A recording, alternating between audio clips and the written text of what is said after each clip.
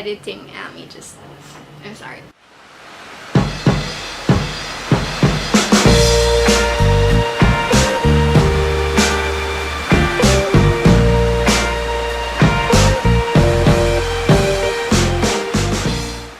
Hi everyone, welcome back to part 2, or the spoiler-free part wherein I give my general or overall thoughts about the I Am Number 4 series, or the Lorien Legacies Series sans the novellas. Again, I will be starting by reintroducing you to the clip I did from the first part of the video where I told you about the premise of this whole series. So go on ahead and play, editor. The premise of this book series is about this alien race, the Loric, who come from Lorien. I'm not sure how to pronounce that, but I'm gonna say Lorien. And they travel here to Earth after their planet has been attacked and essentially destroyed by this other alien race, the Mogadorians, and now they're being hunted here on Earth. So this alien race is consisted of two types of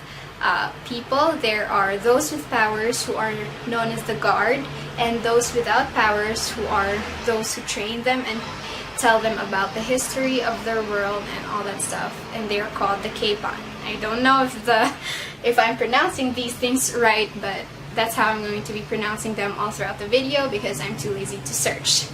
Do not copy. These surviving Loric, the 18 of them, as stated in the first book, travel to Earth, and they are expected to train and eventually be strong enough to take on this Mogadorian race. So the way these Mogadorians hunt the Guard are through their numbers, because before they were sent here to Earth, the Guard were protected by this charm that required the Mogadorians to kill them off chronologically. So there's numbers 1 to number 9. This charm protects them as long as they all stay away from each other. Hi, welcome back after that little premise clip of me. For now, I'm going to give you guys the things that I liked about the whole series. First thing I liked about the series is the premise. Okay, why did I scratch my nose? I like the whole idea behind the Mogadorians killing the Loric Guard, or those who have powers, in chronological order. I feel like that really raised the stakes, and it was a good enough intention for them to go on living in this secret, anonymous life, always on the move. I also like that it was enough reason for them to stay apart from each other. That is like an important situation for the first parts of the book. It's the whole reason why they didn't all just stay together, and the reason why they had to find each other throughout the books. Second thing I liked about the premise is the the whole running and hiding aspect. I don't know why I like these types of events in books. Like, for example, in the Harry Potter book series, my favorite is probably the last book, just because of that hiding from the Ministry of Magic. I really like the stakes and having to survive on their own, training on their own. I think the whole aspect of the running and hiding thing, it really helped in us as the readers grow and learn with the characters, especially because it is during these times that they get to learn about their legacies and train them. And I really liked being there in the scenes when they did their training. I found that really interesting. Second thing that I liked about this book is the romance between John and Sarah. Initially, this is the main reason why I picked up the first book, and the way that this romance was portrayed in the movie, it was so electric, and the chemistry is incredible. So it really did push me to read the first book. I like that the relationship between John and Sarah developed throughout the series. I like that both characters matured away from each other and also with each other. The stakes of John being number 4 really heightens that risk and that overall sense of I could die at any day and stuff. So the romance was really sweet and high stakes and exciting to read about. You really rooted for them to kind of find their way to each other in the end and maybe get a happy ending. The impact that the events in the later parts of the series had on me really showed and proved how great was this romance between John and Sarah. I think that's it. Let's move on to my dislikes. First thing that I don't like about this series is the chosen one trope. I really feel like this chosen one thing, especially its initial revelation of who the chosen one was done in the entire series. It was very abrupt and kind of cheap. I didn't like the person who was the chosen one in the series was given the opportunity to be all powerful and just have all the powers of the other characters. It felt very cheap and reminded me a lot of the Shatter Me series. It was kind of slightly like a Deus Ex Machina thing. Let's get into the plot.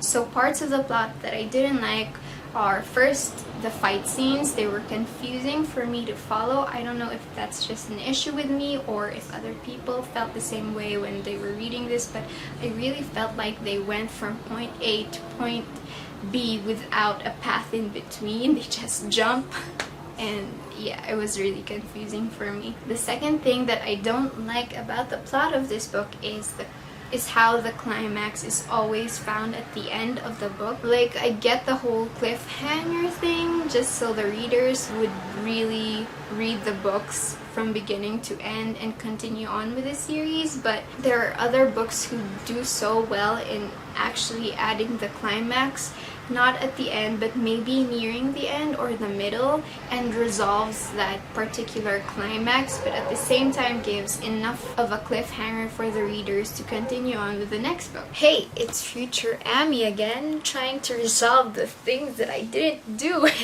during the shooting of the last video. Okay, so I do grant that there are a lot of books that also put the climax at the end of the book as a kind of cliffhanger, and they're done well also. But I think I need to add how I think the whole point of me saying how I disliked having the climax at the end of every book, I think the whole point of me saying that is for me to kind of say how formulaic the plot is throughout the whole book. Each book kind of follows a pattern in the events that occur. Like, it kind of starts with how the last problem was being resolved and how the characters deal with that problem, and then it kind of continues the plot, the rising action, and then bam, at the end you've got another big revelation or a big loss or a death or something like that will kind of throw you off balance, and then it ends abruptly, and then the next book starts off the same way that book did. So it kind of is formulaic for me. I think that was my whole point for saying that, and that's it for future Amy. Okay, back to the video. Third thing that I didn't like about the plot and the world building is the power system. I didn't think that it had any cohesion. The revelation of the legacies of the different guard really shocked me because I didn't know what was possible anymore. The legacies that the characters had were not at all related to each other, or they were barely related to each other. Because of the randomness of these legacies, it's possible for the characters to have any power that the authors could think of. It kind of shaped the whole credibility of the world, of like the whole entity and the powers that it gives to the characters. For instance, so we have these like legacies such as Lumen, where you can like light things with your hand, and eventually if you train enough you'll get to control the fire and whatever. And then there's also a healing legacy, the telepathic legacy, there's the breathing underwater legacy, and then we have a very different legacy of just the Medusa thing, the Medusa legacy, and then we have the Deus Ex Machina power of mimicking every other legacy there is. So yeah, I would have loved to see a little more cohesion in those legacies, maybe like a revolving theme around the legacies, just so that it would be more believable. Like, I get that science fiction is supposed to test the realities that we already have and the beliefs, and a lot of the things that sci-fi includes isn't plausible or possible in our world, but the way that the power system is built in this series makes it very incredible. Okay, moving on to the fourth thing that I didn't like about this series are the many resolutions that follow the Deus Ex Machina way. There were so many conflicts that were resolved for the most random ways, or maybe it was not random, but it was more of an indirect way that the characters resolved them, which is kind of too convenient. There were so many convenient resolutions that were founded on chance and the authors giving the characters a way out of bordering impossible situations in which they were stuck. Fifth thing I didn't like about the plot were the unrealistic and unbelievable events and circumstances, kind of related to the fourth thing I didn't like. When I was reading this series, I had to suspend my disbelief a lot of times because there were so many instances that weren't plausible or possible, even in the world that was created here. I really felt like the writers wanted to reach point B from point A without really thinking if the way that they came up with is plausible. It really lessened the believability of the whole plot. And last thing I didn't like about the plot are the plot holes. There were so many times when I as a reader saw a plot hole, but then that plot hole was conveniently resolved at the next paragraph.